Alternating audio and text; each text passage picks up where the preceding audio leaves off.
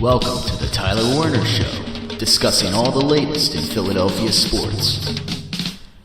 I know this was an Eagles game that the team was not supposed to win against the Kansas City Chiefs, at least in theory.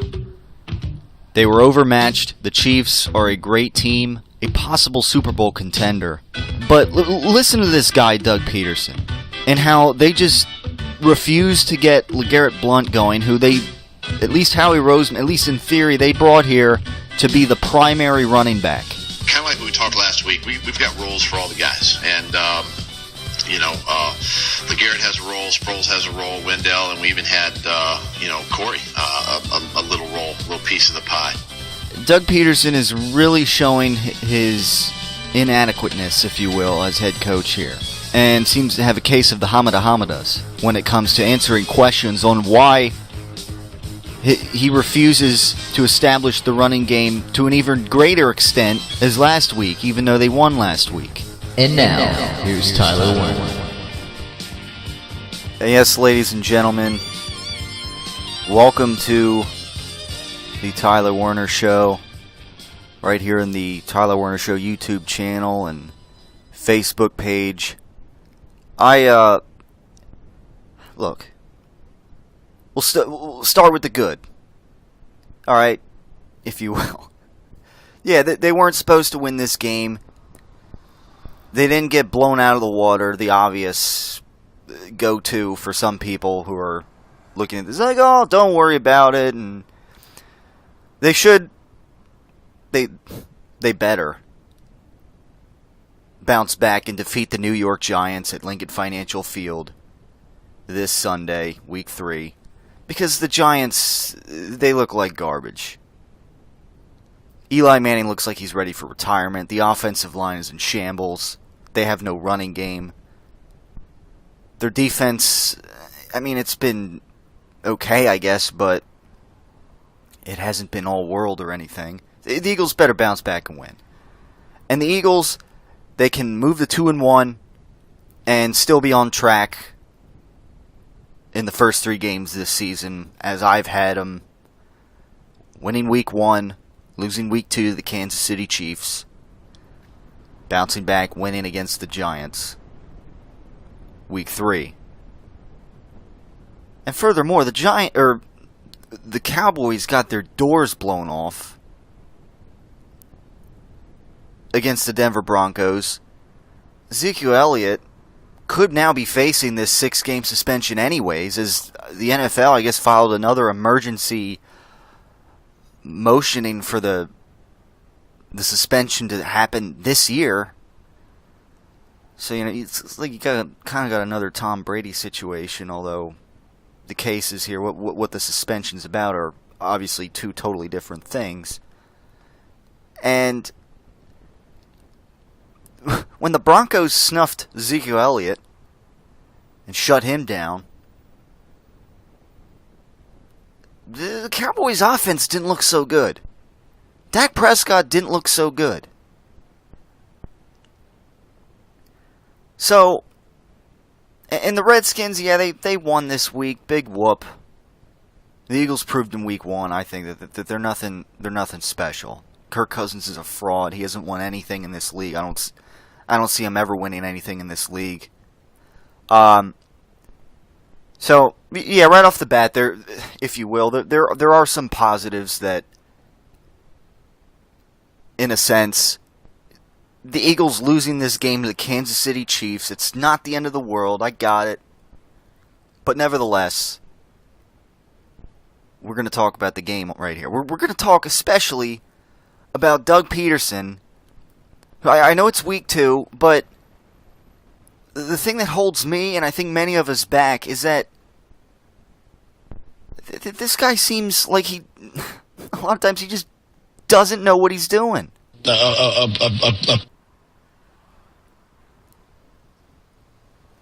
The obvious. Let's just jump right to it. LeGarrette Blount, whether Doug Pederson had anything to do or not with him, whether it was Howie Roseman's idea to bring him here, this is supposed to be your primary back. And I know maybe I've made the case, maybe someone's like, oh, maybe he's finished. He had quite a productive year last year in New England. He's 30 years old now. He might be over the hill.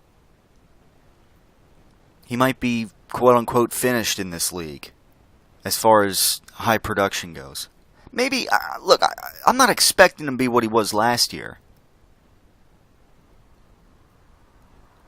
But I am expecting him to at least get a considerable workload as the primary back so that we can actually see what he's made of this year. He had 13 carries the first game, for 3 yards a carry or something like that. Wasn't great, but again, he's a guy that if you keep, or at least he has been a guy, I'd like to think that maybe he still is a guy that you give him the rock close to 20 times a game, consistently throughout the game, and later third quarter rolls around, fourth quarter rolls around, and he starts to wear down the defense. The defense starts to get worn down because of his physicality. In theory, that's what he was brought here for, was he not? To convert these shorter yardage situations, which, we'll listen to the press conference. We'll dissect it and break it down piece to piece.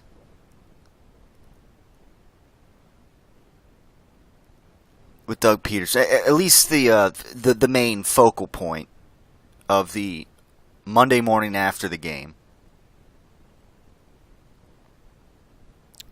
Because, there's no logical explanation. Nothing. So Doug Pederson tries to talk around in circles, and the media, they don't just press him on it like they should. Just straight up. Why is this guy not getting any carries? He's supposed to be getting the majority of the workload. And look, Darren Sproles got 10 carries. He did well. 4.8 yards a carry. He did a good job. But still, at the end of the day, you're not going to win much in this league when you're dropping back and throwing 80% of the time. That's unheard of.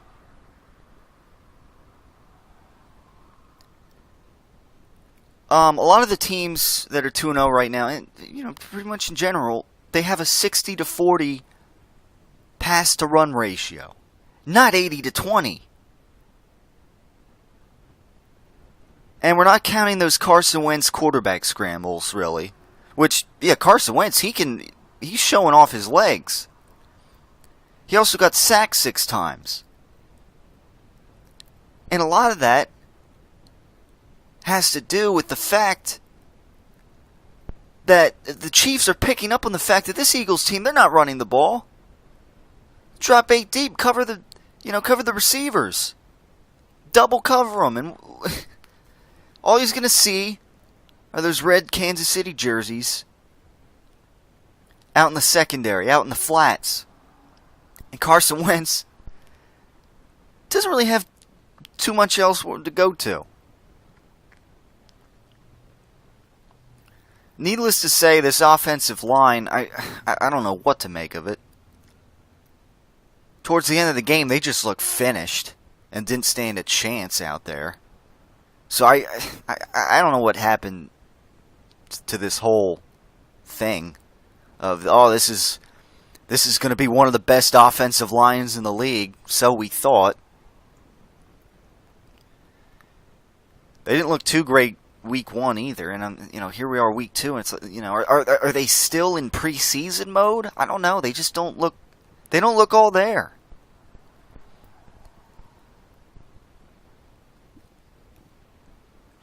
But at the end of the day, again, issue number 1, it all starts with the fact that the Eagles refused to establish the running game and to stay with it. That is the bottom line. In the third quarter, the game, it's not like they were trailing by a few touchdowns the whole game. It's not like time was working against them. They were hanging right with this Kansas City Chiefs team throughout. They had a lead on them at one point. We're going to keep throwing. Come on.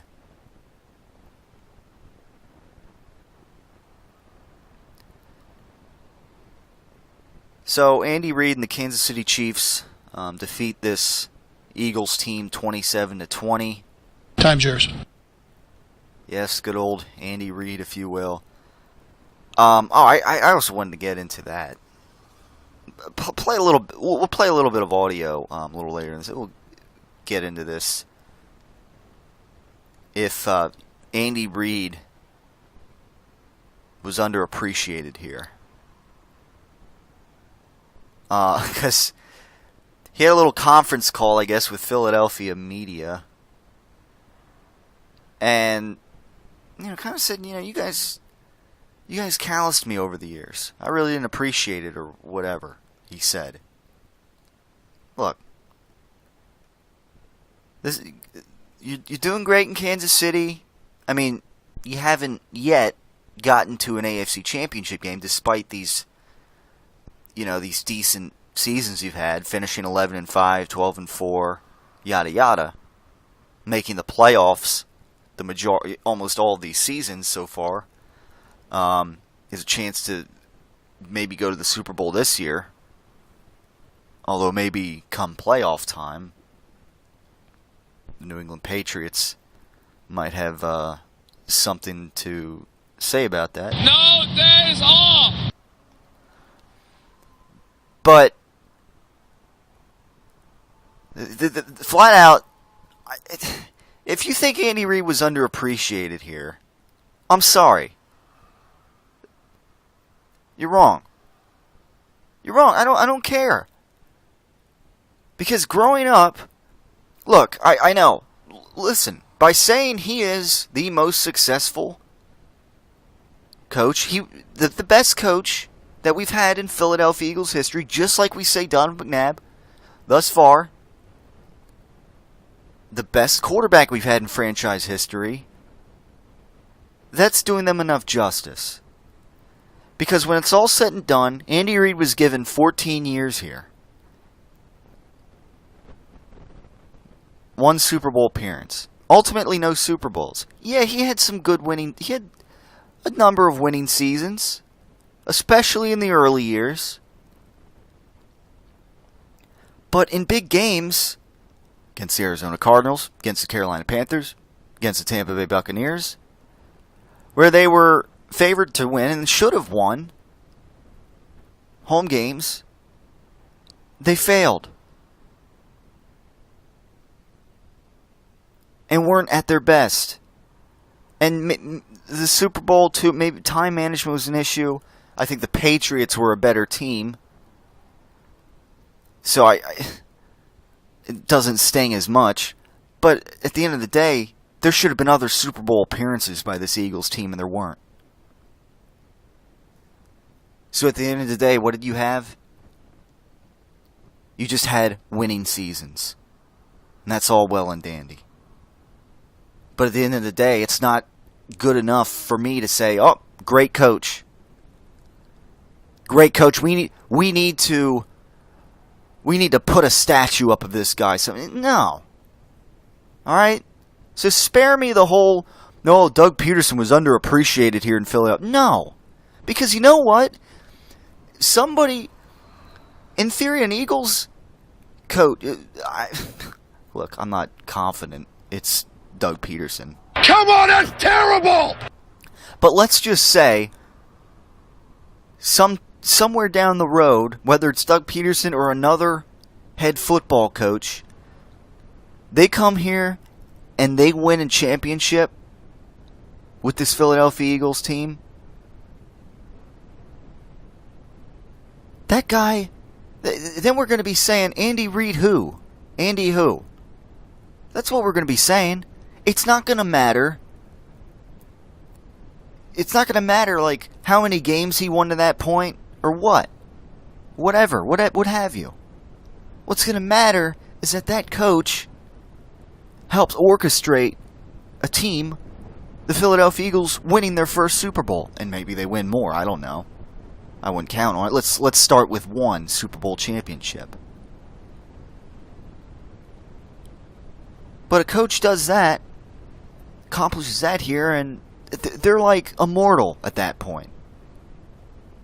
Doesn't mean, it doesn't mean down the line maybe things go sour. They start underperforming down the line, whatever. Maybe that coach has a tenure that isn't as long as Andy Reid's tenure, that isn't as winning overall but still, they win that championship. We're going to be saying probably, well, look, Andy Reid didn't deliver, this guy did. That's what we're going to be saying. So then what will we be saying? Andy Reid was underappreciated when somebody else brings us to the promised land? That's all I'm saying. Andy Reid was good, but he didn't win a championship. And there were a few occasions where they should have taken that step forward to the Super Bowl. Or maybe have won the Super Bowl. I mean, definitely, if they beat the Buccaneers that 2002 season, the Raiders were a pushover. That AFC was weak that year. And the Raiders were kind of by default the winner of it. And they got trounced in the Super Bowl by the Buccaneers. So, there's a chance. And there's no telling if the Eagles beat the Cardinals that 2008 year. They had, and, they beat the Panthers. Who knows? The Patriots were also great that year as well. But, it's like, who knows? That's what I'm left thinking when it comes to Andy Reid. Like, who knows what could have been had time management been better here, had play calling been, that's all I'm saying. And now here we got Doug Pederson, Andy Reid's recommendation that nobody else interviewed, mind you. Give me some good questions. Come on. And again, this is Andy Reid's guy that he recommended to Jeffrey Lurie. Just sharp guy. And I'm sorry, but he's like the elephant in the room, as far as I'm concerned. Like I said, this Eagles team, expecting to finish 9-7 this year.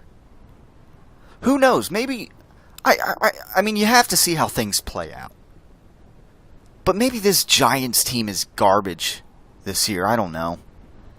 They might have Odell Beckham Jr. Maybe he's at full strength this week. Maybe they look better. But I want to see this Eagles front four, front seven wreak havoc. They got to be licking their chops against this Giants offensive line this week. Eli, man, he's got to... I'm expecting a lot of Eli face, if you will, in this game. He's got to be flustered. He's got to be smacked around.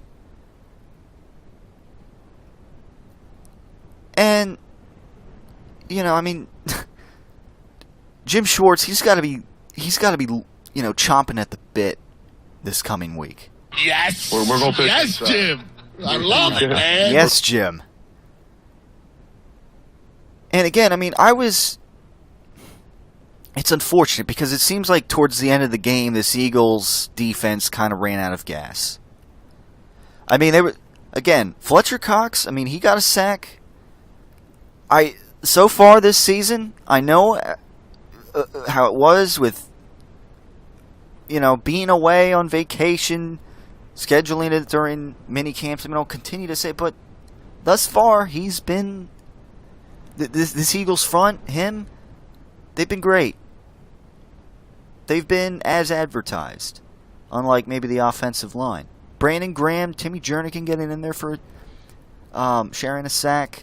Michael Kendricks, this is pretty good overall. Chris Long.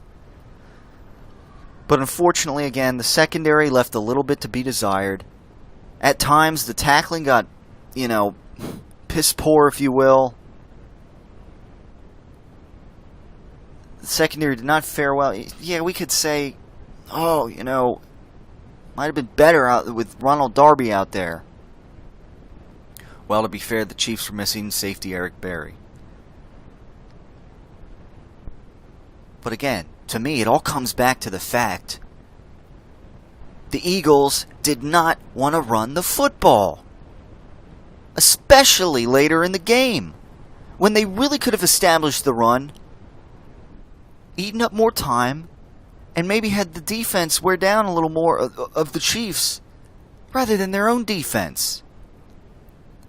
It's unfortunate. I mean, look, Kareem Hunt, the guy is a playmaker. It would have been great if the Eagles could have snagged him like the Chiefs did in the third round. Guy's a weapon. Travis Kelce was a beast. Tyreek Hill, he didn't do as much in this game as statistically as maybe he did against the Patriots, but the way he stretches the field, his speed, still, it helps. It certainly helps. Helps other guys flourish. The Eagles, I don't know if they quite have that on this offense, unfortunately. But this just goes to show you. The defense, it seemed like it fell apart towards the end.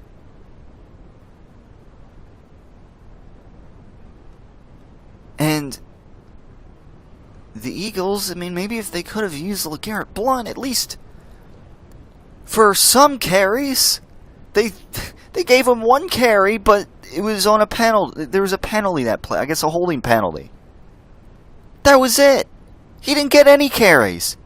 He caught one pass for a little bit, or whatever, a yard, I forget. Yeah, one reception for nothing. That's it. But still, at the end of the day, that's not balance. You're going to throw Wendell Smallwood out there, who does diddly in the running game. But you're not going to try to use LeGarrette Blount, who's supposed to be your bread and butter running back, who was brought here essentially as, in theory, as Ryan Matthews' replacement, right?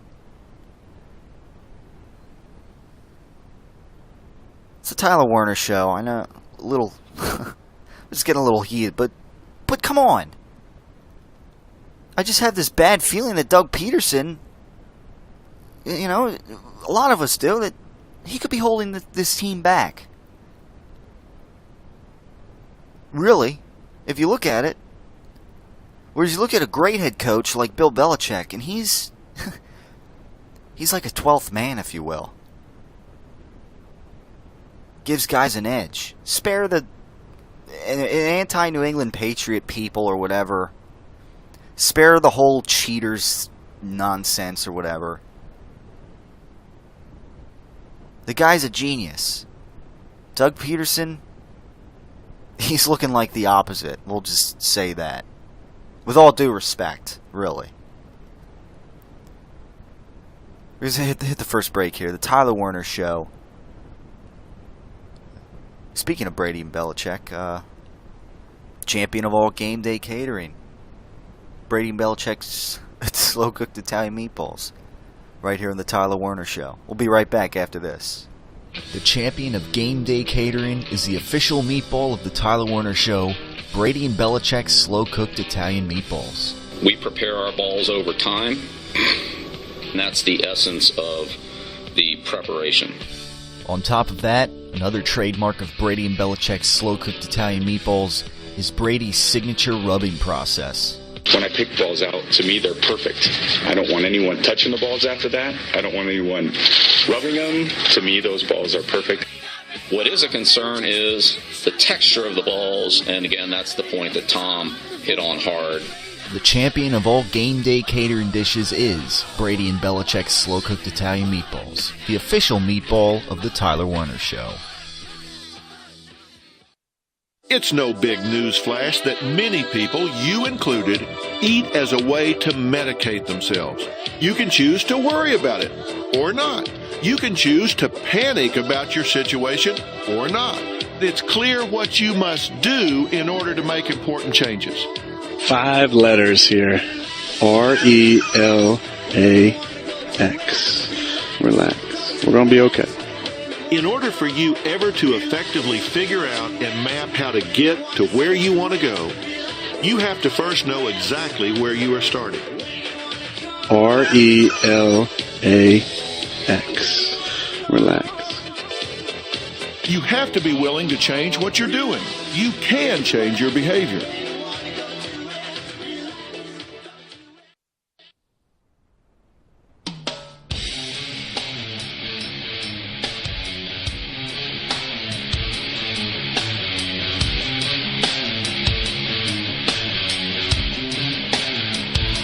And we're back on the Tyler Werner Show.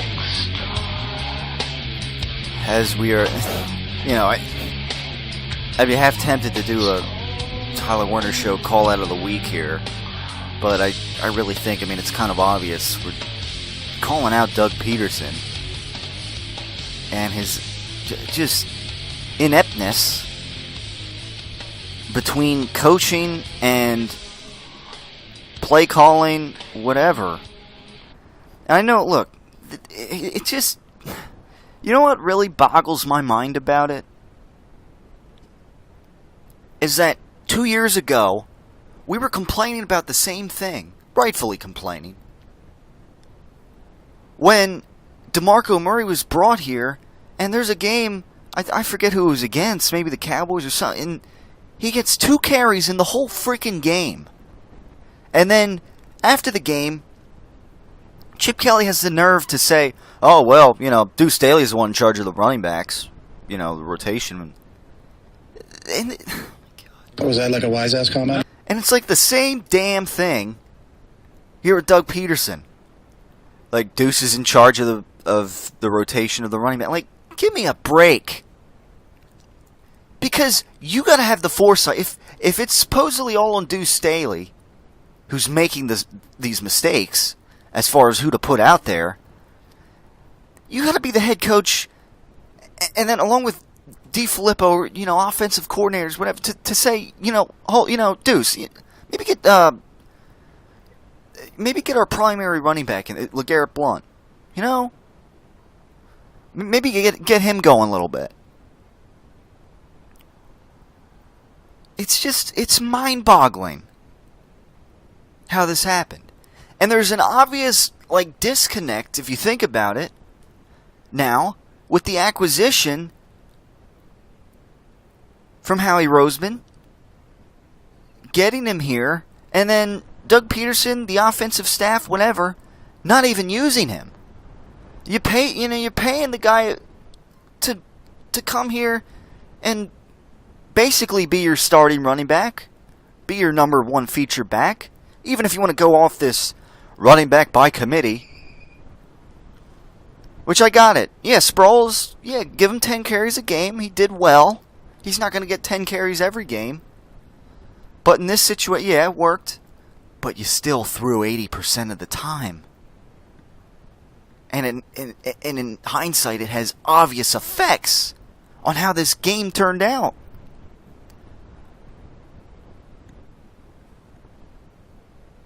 So we'll get to this press conference. We're gonna pick it apart. I'll tell you what. But let's take a little breather here from the Eagles. I don't mean to be overly worked up, because at the end of the day, they should beat the New York Giants, and they should be 2-1.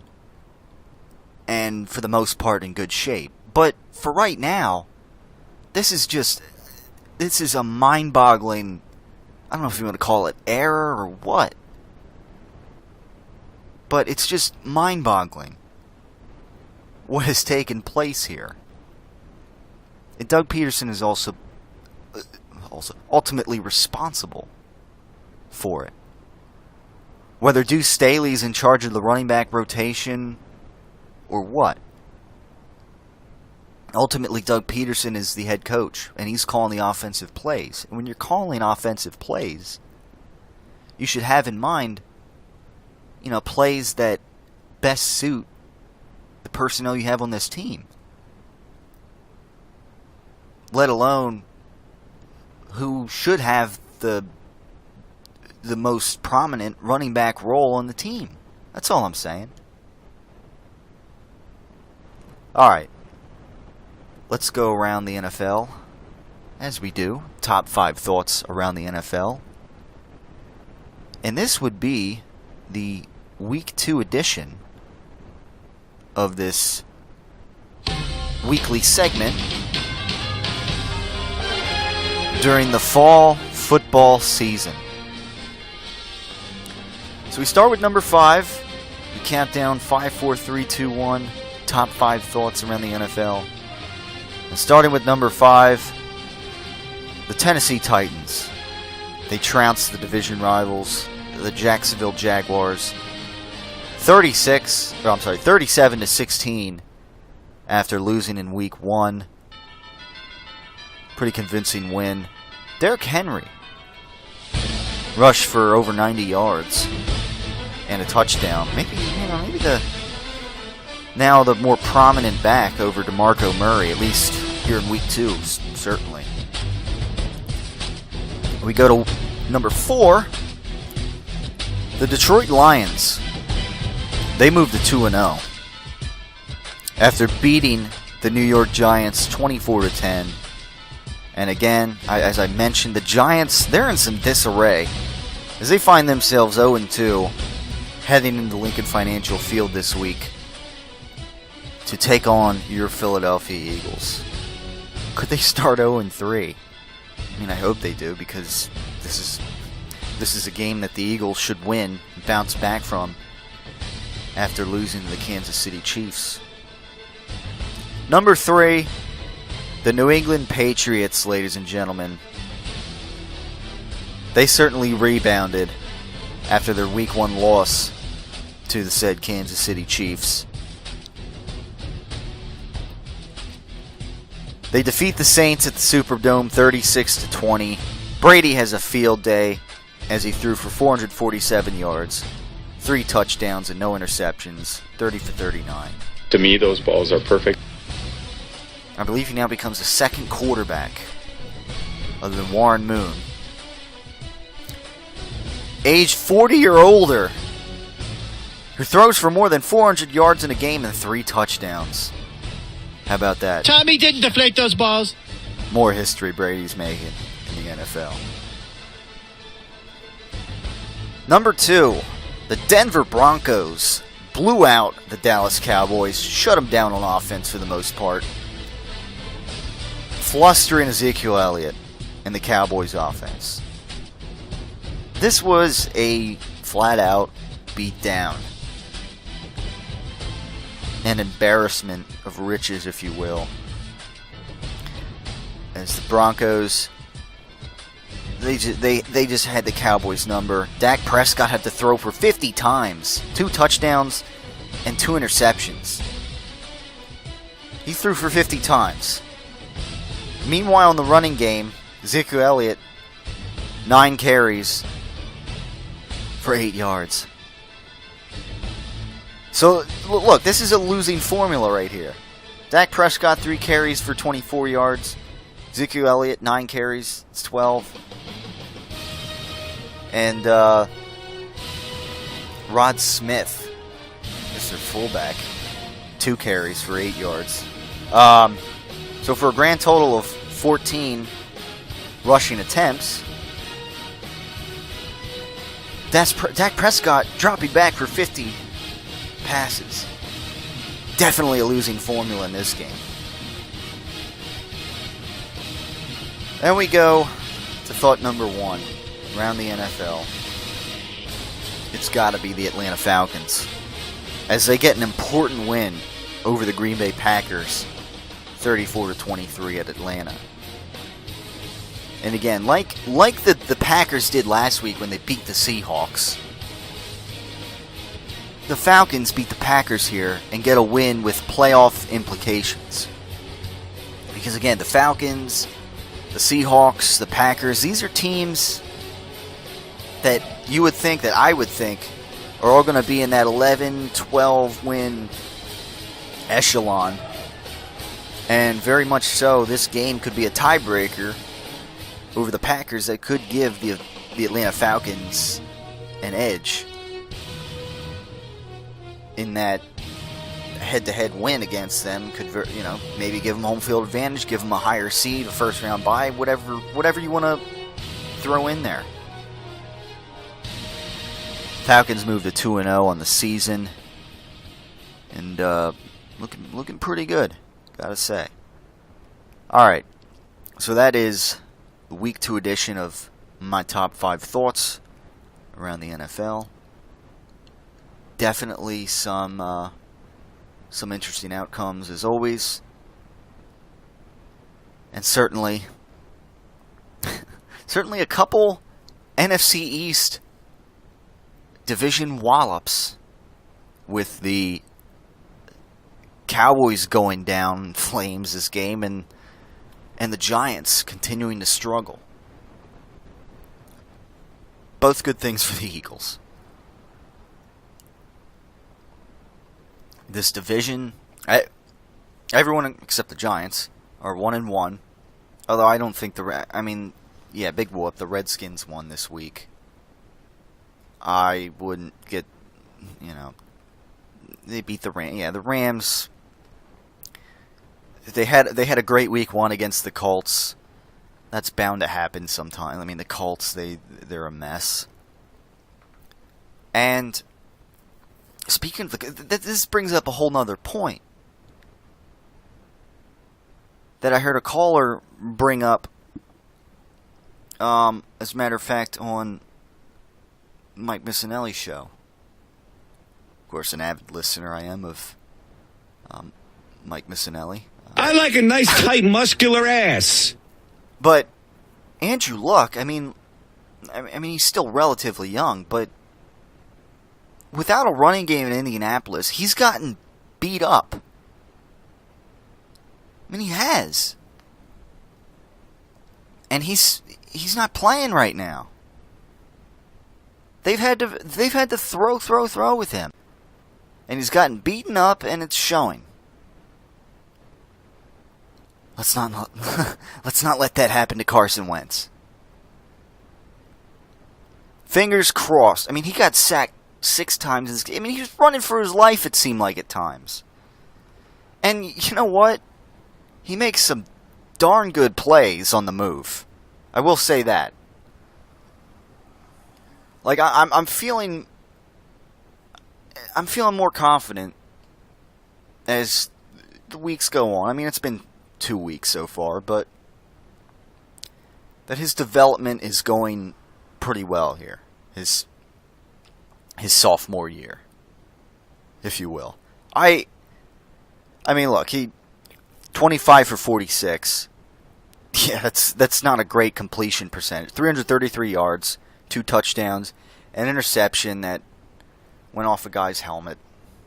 Whatever, both his interceptions so far a little unfortunate, going off a hand or a helmet in this case, and getting picked off. But again, he's seeing in this game, a lot of coverage out there on these guys. There was a couple Torrey Smith, should have come down with. Maybe a great receiver comes down with. I wouldn't say he's speedy, but he's not great. But, overall, I feel good about Carson Wentz given the circumstances, with the luxury of not much of a running game and an offensive line that a little bit leaky, and the fact that he's being relied on to throw. And in this case, he's got the Chiefs are dropping 8 back. And he's got to be absolutely perfect because he's thrown into so much, a lot of double covered receivers and tight ends and what have you.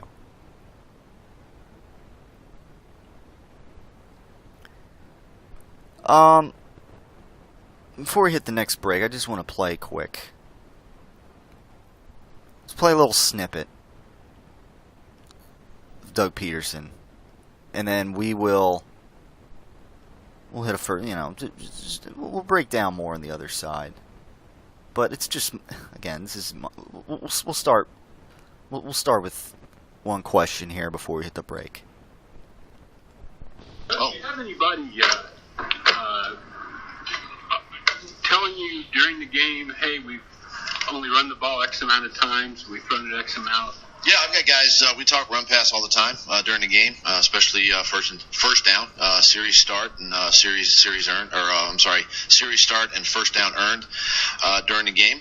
And a lot of times, you get into the game and it starts to become situational, and things change as you know. And so, but yeah, I've got guys in my ear all the time.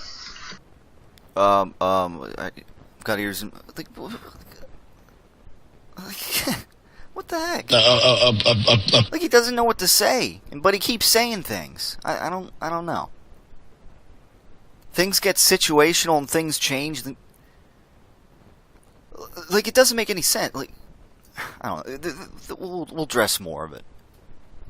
Things get situational and suddenly you can't. You know what? Maybe we shouldn't even get LeGarrette Blount a carry. I don't know. The way things are looking. I don't know. What do you think? I mean, he's our primary running back. We just won't even give him a carry, pretty much. The way the situation looks. It's the Tyler Werner Show. We need another break. Then we're gonna come back, finish up, go through the rest of this audio that I have here. Doug Pederson press. I mean, it's the first few minutes of the press conference. We're not gonna go through the whole. But the dominating topic of conversation is this refusal to use the running game, and mostly LeGarrette Blount, who was brought here to be the primary running back.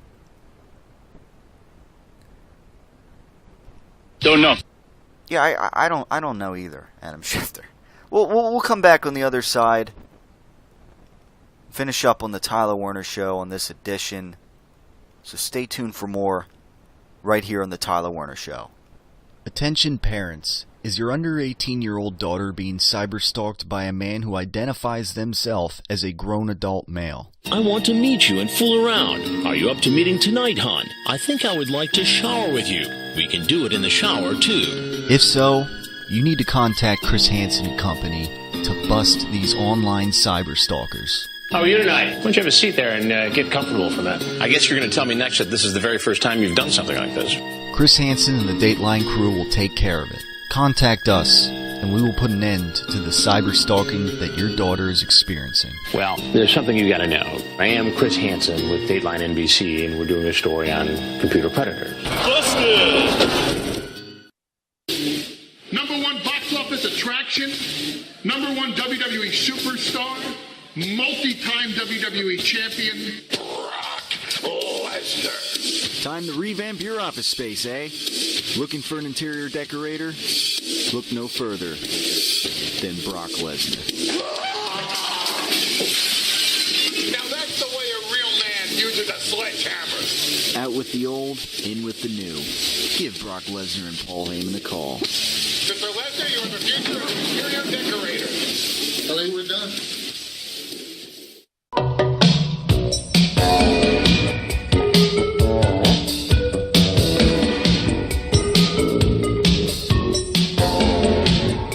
We're back on the Tyler Werner Show.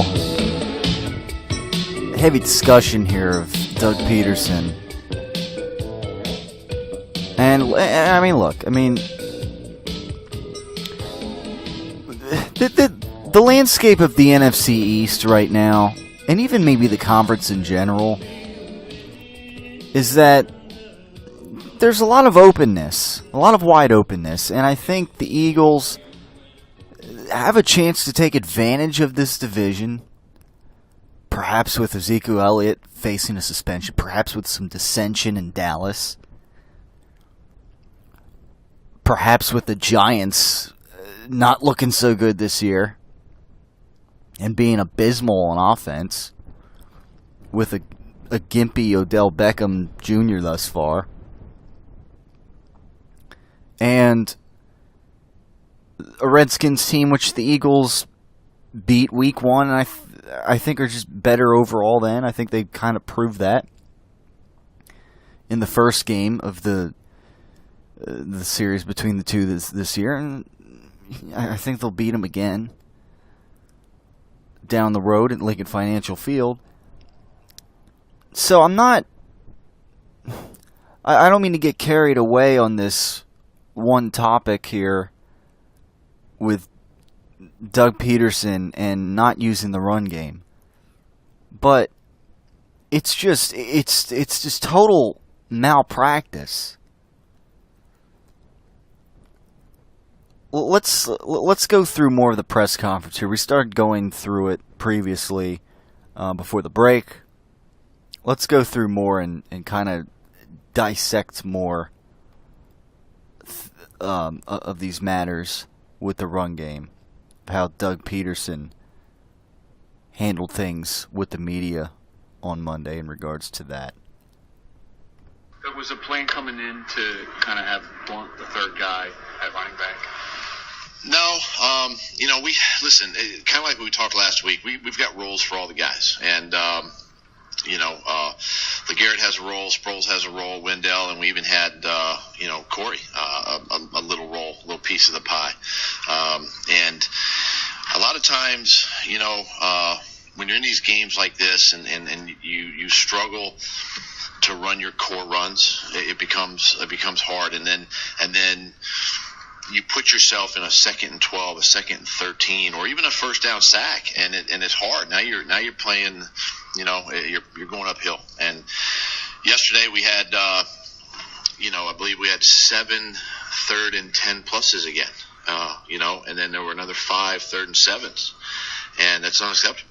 We can't be in that many long yardage situations in these football games. So we've got to focus on the run game, and we got to get the run game fixed, and we got to have a great plan going forward and commit to that, and it just takes pressure off your quarterback as well. All right, so he's rambling on there, talking in circles. Got to get the run game fixed. Well, you got to attempt to use the run game more. Because, yeah, Darren Sproles got 10 carries, and he did pretty well. He was in the first half, he was averaging over 5 yards a carry.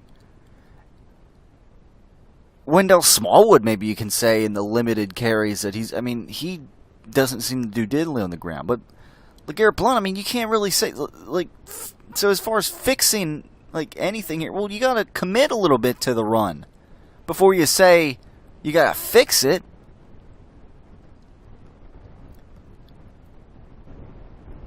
And then I agree. And then he's kind of in the beginning talking about we have roles for everybody. We have roles for Garrett, Sproles. Even Corey got a little piece of the pie or whatever he was talking about. And I'm going to keep loving on him. Yeah, and that's the thing too. If you're giving up on LeGarrette Blount already, Smallwood, he does nothing. Maybe it's time to give Corey Clement a chance to do. I don't know. But at this point, I don't see anything in Smallwood. But Blount, again, we have a role for everybody. Well, what role did you have for Blount this game? To sit on the bench? It just doesn't add up. Next question. Clearly, you went into the game wanting to show more Sproles than Blunt. The week before you had 14 carries for Blunt, and then this week you had 10 for Sproles. So I'm wondering if this is going to be a week-to-week thing with Blunt.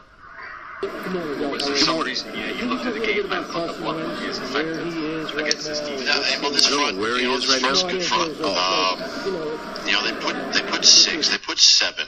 At times there were 8 in the box. They choke your tight ends, meaning the guy is right over the top of the tight end. It's hard to find run lanes against a defense that way, and so much man coverage, the ability to shoot the ball down the field in the passing game, where I felt like was going to be our strength in this game,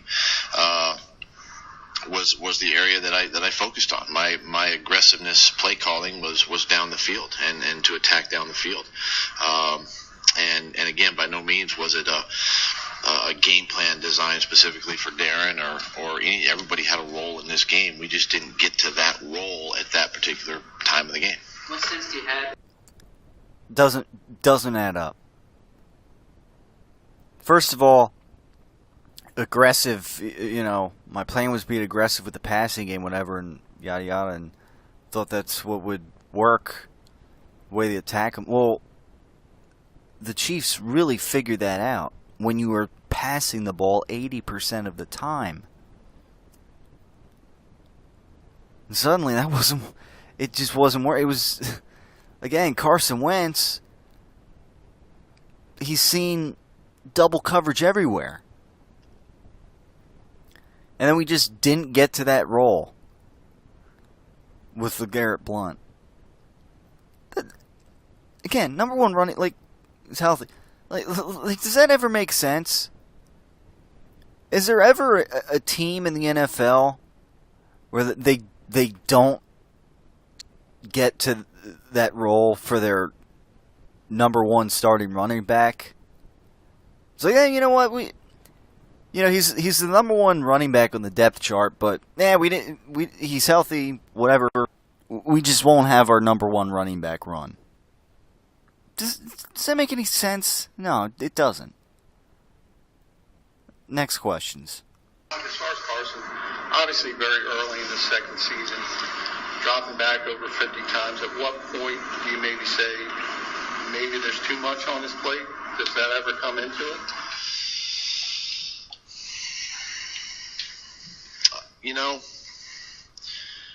I've said this before too. I mean, you don't ever want to throw the ball that many times. You want to have more of a balance, obviously. The run game's a part of that. But at the same time, listen, you end up doing sort of what the game dictates late in the game. And do I want him to drop back that many times? No. But at the same time, I've got to look at the whole picture, the whole pie. And I thought our defense was playing great throughout the whole game, and really, focusing in on the run game and getting that going will really give us a better balance moving forward. Well, what the heck? Look at the pie. Look at the whole pie. What do you mean?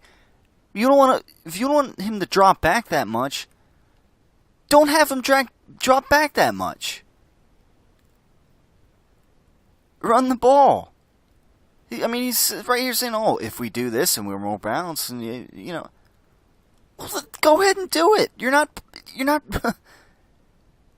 you weren't battling against time. Pretty much throughout the game, really, you weren't battling against time or anything. Really, until near the very end. Let's finish it up here. Last questioning, I guess. I say Malu had a rough outing, and I don't know how you graded his first start. And maybe Jason Kelsey didn't play his best either. Have you looked at those two positions and said, hey, maybe we need to do something different here? Because you have experienced backups at both spots. Yeah, and experienced backups are great to have, but at the same time, I don't want to push any panic buttons at this time. We got to make sure these guys they understand our game plans. They're getting, Kelsey's obviously a veteran center. Love having him in there. His athleticism on the perimeter.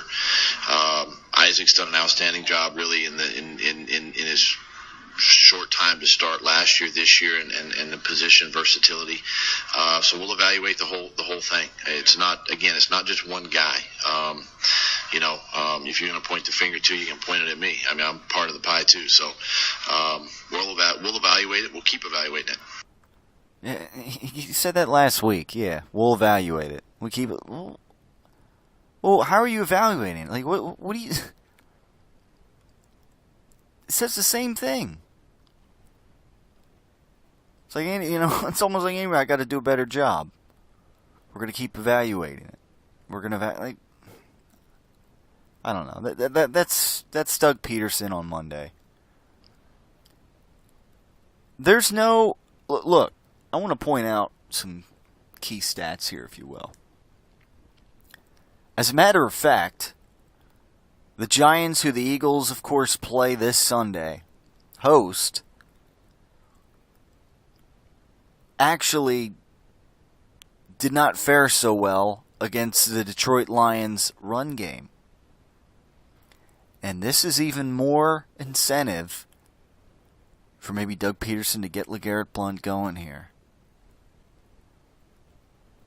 In fact, Matthew Stafford, in this 24-10 win against the Giants, only dropped back 21 times. He completed 15 passes for just 122 yards, 2 touchdowns. Now, does that... Alright, the 122 yards, 15 completions. That normally sounds underwhelming. But the Lions, Amir Abdullah, 17 carries for 86 yards, 5.1 average. Theo Riddick, 9 carries for 20 yards. Not great, obviously, but they still gave him the ball, had the run game going with him. And Dwayne Washington, he's their third string running back, 3 carries for 9 yards. So right there, that's 29 designed runs. Stafford ran 3 times. But we won't count that. So alright, so Stafford essentially add that to the 21 and 10. So he dropped back 24 times, or if you want to consider. They ran the ball almost 30 times by design. They ran the ball more than they passed. And they did pretty well, didn't they? Against the Giants. So you know what?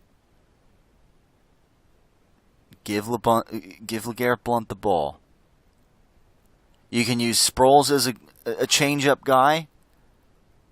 I really don't. I do not care to see Smallwood out there or not. I mean, if you want to, fine. You want to give him 3 carries again for nothing.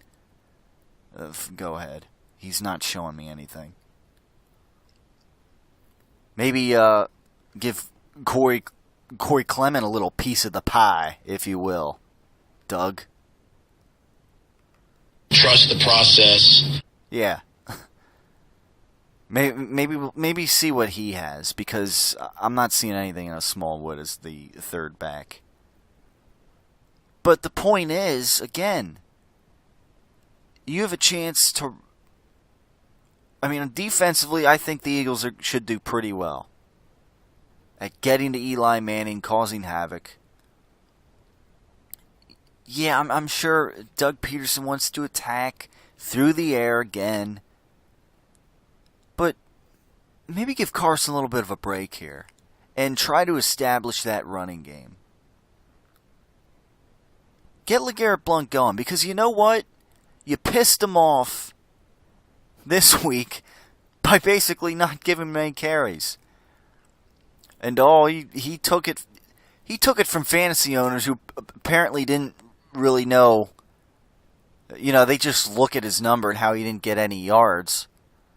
And maybe at the time didn't know the story as to why he didn't get any yards. Because he didn't get any freaking carries. So, LeGarrette Blount had to take that kind of heat on Twitter, I guess. Even though I'm not dealing with this today. It wasn't really on him because he didn't even get the ball. But put aside the fantasy stuff, he's got to be pissed off. And you know what? Give him the ball this week and see. He's like, I didn't really even get a freaking carry last week. Here's his chance to prove that he deserves the ball. He deserves to get, his 15 to 20 carries a game or whatever. That he's going to run hard. That he's going to run physically. And that he's going to pound down that defense. That's exactly what it's about. That is why. Keep chopping the wood. Exactly. Keep chopping the wood with LeGarrette Blount. And then Darren Sproles as your change-up guy. I'm getting a case of the stuttering here. All right, so that's enough, I guess, ragging on Doug Pederson for one day. What do you say? I agree. But look, it's all right there on the table. Easy opportunity for the Eagles to make this happen. For Doug Pederson to make this happen. And a chance to, rise up to 2-1, as I expect them to, especially against this Giants team. They look abysmal. They look like a mess. And at least I can say this Eagles team doesn't look like a mess. And a couple tweaks here and there. And who knows, they might be good enough to win this division, provided the Cowboys maybe there's a little bit of dissension there. A little bit of drama. Maybe a little bit of sophomore slump with Dak Prescott. Maybe a little bit of suspension underway for Ezekiel Elliott. Maybe a little bit of come down from last year's 13-3 lightning in a bottle season for the Dallas Cowboys.